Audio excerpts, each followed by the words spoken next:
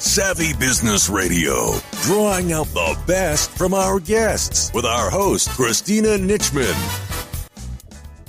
Our guest today is Allison Maslan, serial entrepreneur who has built 10 companies to 7-figure success and beyond, including cultivating a 20-year practice as a holistic physician.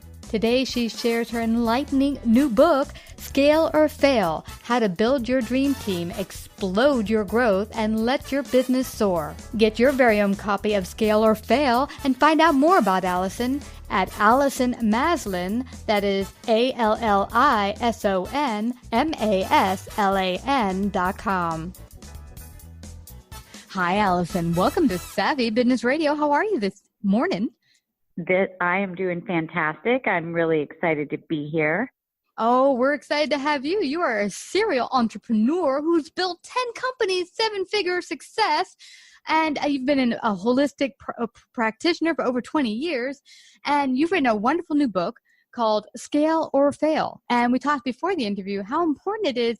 A lot of businesses will get started, get the low-hanging fruit. They'll get going. They'll start getting businesses and clients, and they'll think, hey, I got this made. I've got a business. I'm making money. And a couple of years down the road, they find they're struggling again, and they're not making money. And, they're like, why is this happening? So you're the person to help them today. But before we go to sharing all of your wonderful advice, not all of it, because we want them to go out there and get the book, share a little bit about your background.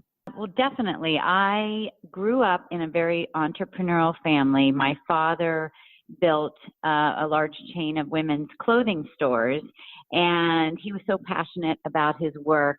And I used to follow him from store to store, and I thought, gosh, I want to do that. I want to have that love for what I do. Yeah. And so I really got this message, if you want something, go create it yourself. And so when I was 19, I started my first business in college, and that evolved to be a full-service advertising and public relations firm. And it grew really fast, like what you were just talking about, but I didn't know how to scale. I didn't know how to build a team. I didn't know how to put logistics in, and I literally fell apart just from the demand and working so many hours and being pulled in so many directions. I was a mom, or I am a mom, but my daughter was really young back then. Yeah. And I crashed and burned. And so, and I share this story because there's so many business owners that get themselves in that position. And so I took a year off after that crash and burn. And I really looked at, what was I doing right? Because there was definitely some things I was doing right. And what was I doing wrong? How could I do it differently? And I studied some of my clients at the time, Ben & Jerry's, Charlotte Russe, Allstate. I really looked at what were the underpinnings of their business and went on to build a blueprint, one for growth and one for scale. Wow. And then went on to build 9 more companies that were built completely differently, that I was working on instead of working in. Wow. And have really had a blast with. I love that you mentioned this, because I've worked, as I mentioned before the interview, with a number of companies. And it's interesting, when they're smaller, you'll see them get out of the gate and they're doing well. And then when they start to grow, like you talked about the growing part, they're growing, but then they get to a point where they're not growing anymore. They're actually going backwards. And they're totally perplexed, like, okay, come in here and make it all better. And they think if I just do some magic stuff in the background, magically stuff in the entire company will change. And often it's about, okay, now that you've gotten here, we really need to set up some processes in place so things run automized, or whatever the word is, where you're not having to have your hand in every single thing. And I think that's the hardest part for myself and what I see for other business owners. What have you found? That is so true. And, we are creatures of habit. And so we're used to doing things how we do things. And when it's time to really grow and scale, doing those same practices don't work. And so we get into this place of, I'm just going to work harder. I'm just going to put in more hours. And that really isn't the answer. We have to learn to step back. We need to trust and, begin to hand off these things stop micromanaging, because then we are like choking the growth of the business. And, you know, so many business owners get stuck here because they feel like, I can't find the right people. I can't get the right help. You know, they're not passionate. They're not committed. And so this is a real turning point to be able to get through this phase of a business. And I call it, in my book, Scale or Fail, I call it the Ringleader Phase, because it feels like a circus. It is true. And that's the number one complaint I've heard from working in companies. For one, they don't want to change the process in which they're doing things. I'm like, that worked when you were, I don't know, $1 million company, but now you're a $10 million company. It's not the same thing. We have to have processes that things make sense to everyone. If someone's not here one day in accounting, someone can pick up and know where you're at. It can't be where one person's not here, everything falls apart in that department. And I think that's also a really hard thing, but also the number one complaint I hear is, but I can't find good help. So I'll just stay with what I got. And then the other one is, I don't want to spend the money, which is, okay, what is your take on those two complaints? Definitely. You know, my father used to say, because he had thousands of employees, he would say, you know, there's plenty of good people out there. You just have to have patience and train them well. And we often hire people and just expect them to read our minds, and they don't really get great training, and they're just thrown in, you know, to the pool and, hey, you know, sink or swim. And, you know, they don't even really understand what our expectations are. So how we hire people, you know, what those clear roles are is crucial, so that people, you really even know how to do their job well. And so I talk about that in the book, and really explain the steps of hiring and building a strong team. And, you know, it really makes all the difference in the world. And then, you know, once you, like you're talking about getting things automated and putting those systems in, because you really need to duplicate who you are and what you do, so that, you know, the people that are afraid to spend the money to hire, the truth is that you're not spending, you're investing. Yep, that's exactly. And if you know, you're in the financial world, and so I have this kind of visual. If you look at it this way, think of a stair step. So one stair step is in investing in that right fit employee that's trained well, and then you go up 3 stair steps in profits. Another stair step for the next team member, 3 steps up in profits. So if you keep putting the right people in place and learn to fire yourself from all of those positions, you know, your business is going to grow. But you've got to learn to let go and be willing to take that leap. I love that you say that, Allison. One of the biggest things I get when I walk into a place is I'll see employees that are already there, some of them superstars. But here's the thing. When they got hired, it was just like what you said. It was like sink or swim, figure it out. And some of them said, I didn't even know how to use the computer system, the program. They just put me in a desk and said, go to it. And I just had to, you know, fly by the seat of my pants. And so now they've gotten a position as the company has continued to grow. They've kind of made their own position and how they run it and how they should work. And some of them are doing well, but as you know, when your company grows, you have to do certain things and change the way you do things to be more profitable. And that becomes difficult for getting the already there employees to realize, okay, you've been great. You did a fabulous job getting started, figuring out your role and coming to help the company grow. But now we're growing even more. And we know you can be an integral part of that. How do you get your team members involved with realizing that, okay, you did great, but now we have to change?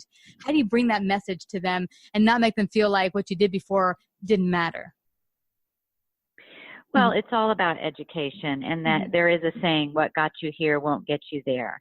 Yeah. And you have to really enroll them, number one, in your strategic vision. You know, where are we taking this company? And in my book, I call it the Scale It method is what I teach. And it's an acronym for SCALE. S is strategic vision. It's the very first thing that has to happen. And you might have it in your head. You have an idea where you're going, but unless every single employee, and I mean from the receptionist to the janitor, whoever that is, they have to be excited about the impact you're making. And whether you're selling tires or you have a hair product, you're helping people in one way or another. And so once they feel that they're part of this vision, that their role is very important, that it is crucial, and that they bring so much to the table, there's a major shift that starts to happen, and they start to take responsibility for that role and for those results. And it shifts from a job to a career for them, and they're not, looking at the clock at 5 o'clock going, I'm out of here. Wow. This is so valuable, because one of the things I get, and I think this is where some of the business owners kind of, fall by the wayside, is they say these are dispendable peeps. They're not rising to the new vision I have. They didn't really share their vision with them, but I'll just get new ones and for higher prices. So therefore I'll pay more. They'll be better. And I try to explain to them, more money on the table doesn't necessarily mean better quality people. Because money often isn't an awesome motivating factor. It works for a bit, but it doesn't always mean you get the best quality. It is so true. Now, in some cases, obviously, you've got to bring in a high position like a COO or a VP, and they are going to require a higher salary. But what I know, and even from my own personal experience with rewarding people for money, prizes with money, it doesn't motivate them. It just blows me away. Now, there are those few people that are motivated by money. Most people want to feel appreciated. They want to know that you care so much that you are going to invest in their training, that they have an opportunity for growth, that they have an opportunity for leadership. And the other thing that I think is, and this is so hard for most business owners, is that we're always jumping in and giving them the answer. We feel like if I just keep telling them, if I just keep showing them, one day they're going to get it. But what's happened, I think what happens is, like, if you're driving in the car with someone, and this happens to me, I'm with my husband and we're driving somewhere, I'm not paying attention where he's driving. I'm like either on my phone, or I'm looking around, or I'm thinking about things. And he'll say, you don't even know where we're going, do you? Or you don't even know the path we're taking. I'm like, no, because you're driving. And that's what happens in the business. If you keep doing it for them, if you keep jumping in and rescuing them, they're not going to think for themselves. And so instead, say things like, well, what would you do? How would you handle this? Why don't you come up with a plan and come back to me, and present it to me? Then they start to implement their creativity. They start getting excited about it. And that's a big shift that begins to happen within the company. Yeah, you could not be more right, Allison.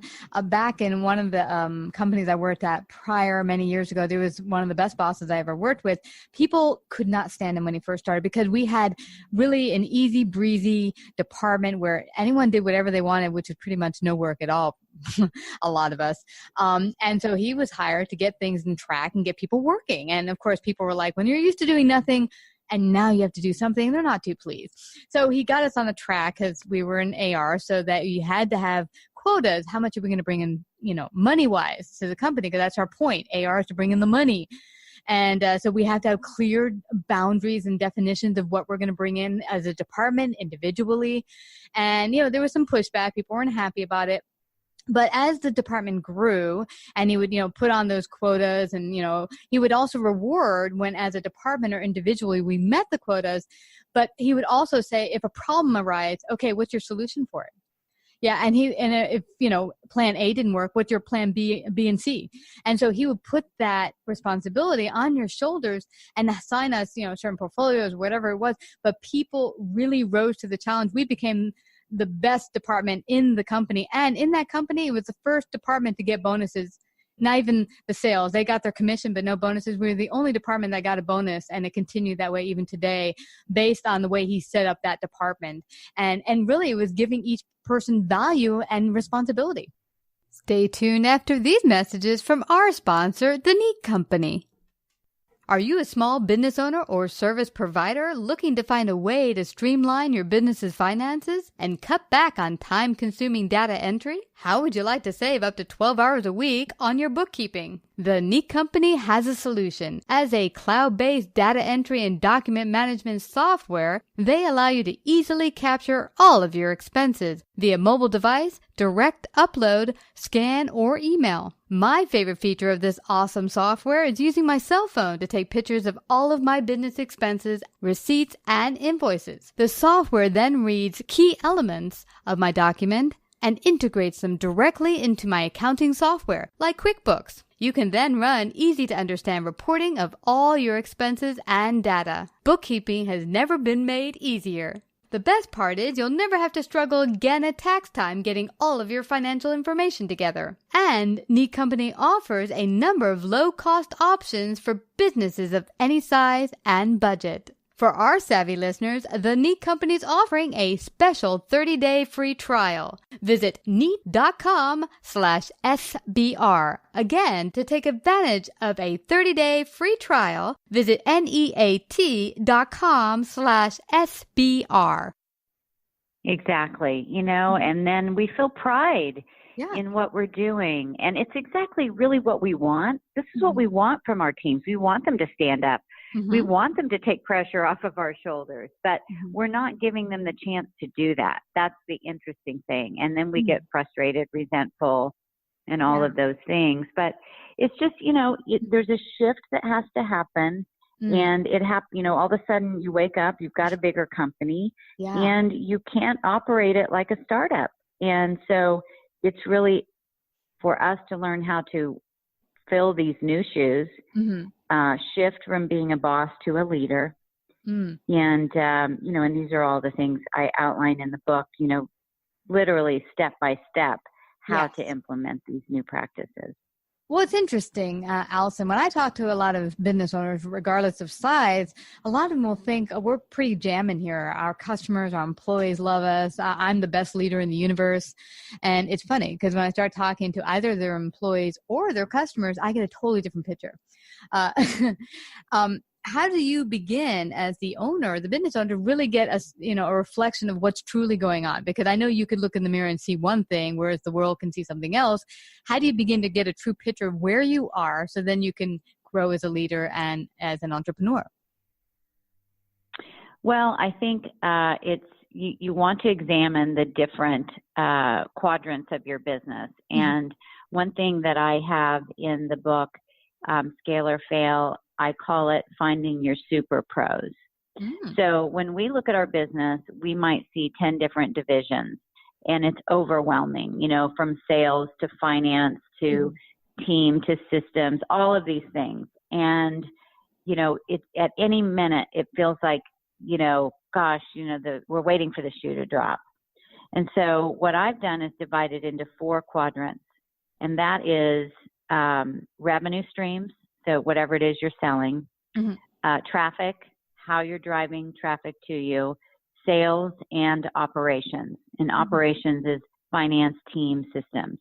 And so look at, where do you shine? First of all, what is your super pro, where you just love doing? Of those 4 quadrants, you pick one. Most business owners are trying to run all 4. And therein lies the problem. But you pick one, and then you make sure that you have a leader in each of those departments. And so if you have someone that is a true leader in traffic, which is like marketing, sales, conversion, that's conversion, all 4 of those, it's like having a table with 4 legs, Mm-hmm. They all need to be solid. They all need to be sturdy, because if you start putting pressure on that table and you load it up, Mm-hmm. and one or two of those legs are wonky or missing altogether, like most businesses, Mm-hmm. it's going to fall over. Yeah. So the way to prepare and to make sure, and to examine is like, where am I? Because if I'm going to scale, I need an expert in each of those 4 quadrants that's going to be able to take it to the next level.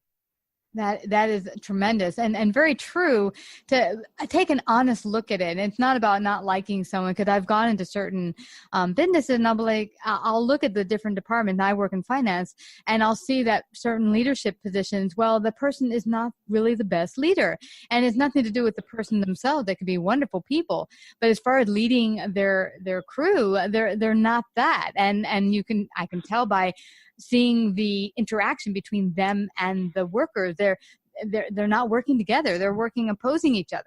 And so, to look at it and say, okay, maybe you're not fit for this, maybe another role at the company, but, we can find someone that's best suited. Now, one thing I find is interesting is also, what's your take on getting a true temperature on how your customers see you? Because I see that can be a great way to decide that what parts of your business might need to be fixed, by getting a true assessment from your customers. What's your take? Yeah, you know what? It's just such a great point. And we try to read their minds, Yeah. Instead of just asking them, Mm-hmm. Ask them what they think, ask them their experience, constantly surveying them. Mm-hmm. And companies are doing this more and more, but we're always assessing our customers. I run a business mentoring and mastermind called Pinnacle Global Network for the last 9 years. And we mentor business owners all over the world to grow and scale their companies. And we're constantly asking them, how can we up our game? On a scale of 1 to 10, where are you as far as wanting to refer us clients? Mm-hmm. And, what would you do to, is there anything you would recommend to increase that score? Mm-hmm. And so just go to your customers directly, even on social media. We're considering creating this new product, or we're considering creating this new practice. What do you think? Mm-hmm. Get the feedback directly from them. And, that is worth its weight in gold. That's a great point. And I know that when I've talked to people, and this is interesting, point blank, I've talked to some people like they're not comfortable giving negative advice. So one of the business owners that I talked to said, okay, so I changed it up a little bit. And instead of asking them, what are you not happy with? I said, if you could see one thing change that would make your experience even better with us, what would it be? That way, it doesn't have to be a super negative thing, because some people are passive aggressive and they're like, I'm not going to tell you straight out that I think your customer service sucks or something. So if I could change one thing, I'd like that you spend more time on the phone with me, and I'm not feeling like I'm in a 5-minute slot. Right. Yeah. Right. Yeah, exactly. So, find those things that are important to them, and then, put more energy towards that. Yeah. And really accent the things that you're great at. And, find the ways that you as a company stand apart from your competition, and instead of trying to be all things for everybody, really drill it down to where you shine and focus on that. Yeah.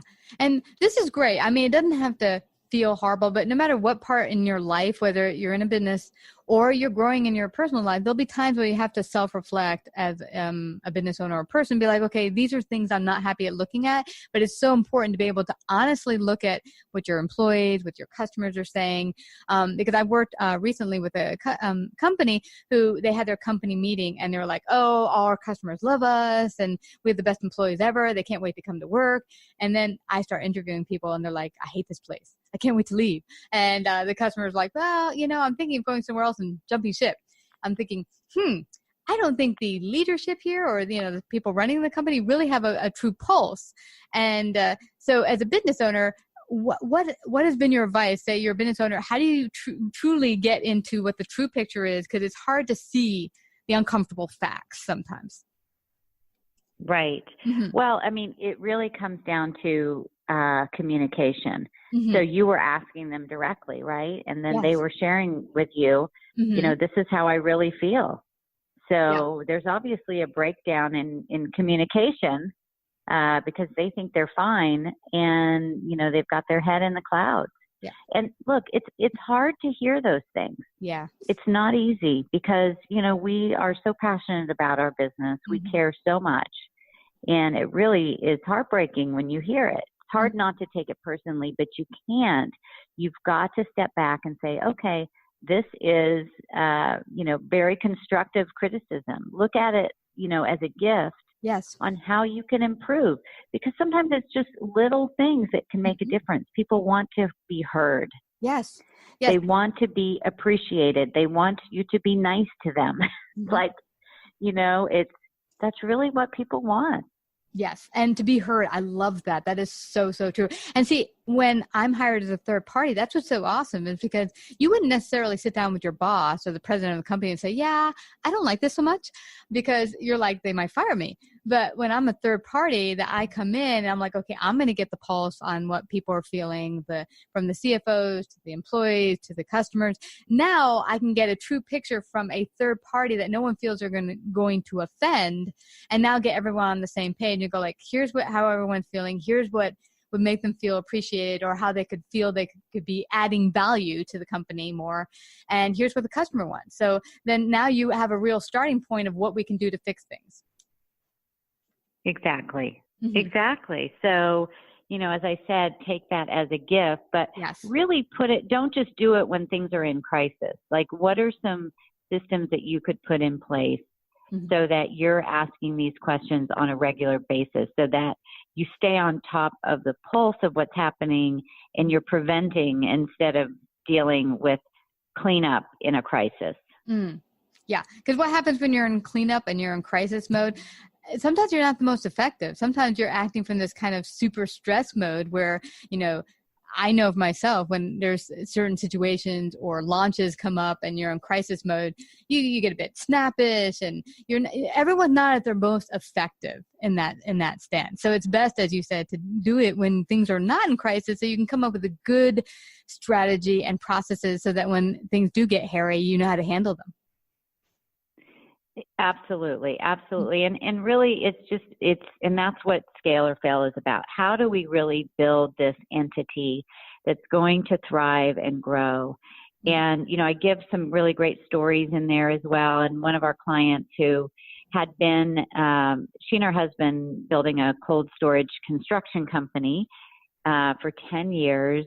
And, they were kind of at the mid six figures in their business, and really operating, even though they had some employees and they had project managers and they were doing some jobs out there, they were really playing small. They didn't have the systems in place, and they were in it as owners. They were in there doing everything. And so we really helped them to put that infrastructure in place, build their team, have them step back and work on the business.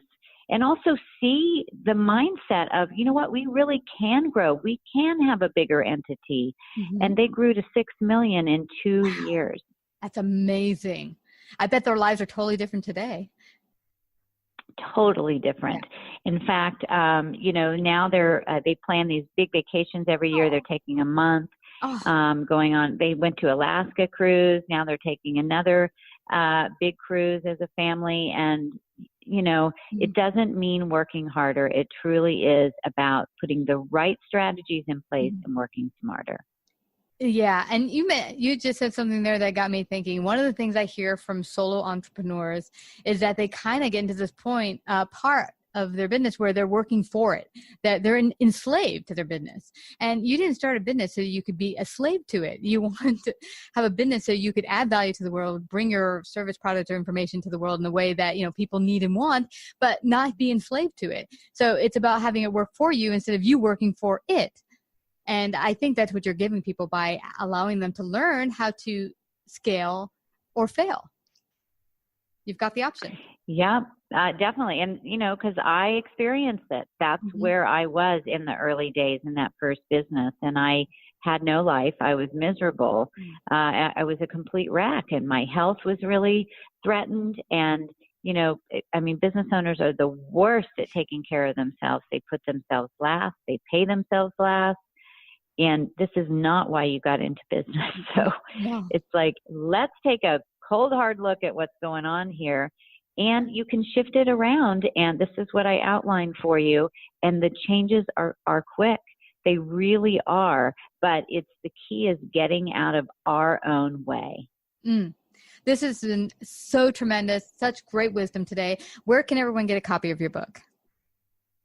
They can go to scaleorfail.com. And the reason that you want to go there instead of directly to Amazon is because we are in our launch of this new book, and you get all kinds of great bonus gifts, trainings from me, a quick start guide, which is a really beautiful document so that you can make sure that you're putting the right strategies in place, and all those other types of bonuses as well. But it's at scaleorfail.com. This has been so tremendous. Thank you so much, Allison, for coming to share your great gifts today on Savvy Business Radio. Thank you so much for having me. Savvy Business Radio broadcasts worldwide via a large podcast network, celebrating business owners, entrepreneurs, influencers, and successful individuals. Find out about our paid sponsorship opportunities or how to become a guest. Call 732-474-7375 or email Christina@savvybusinessradio.com.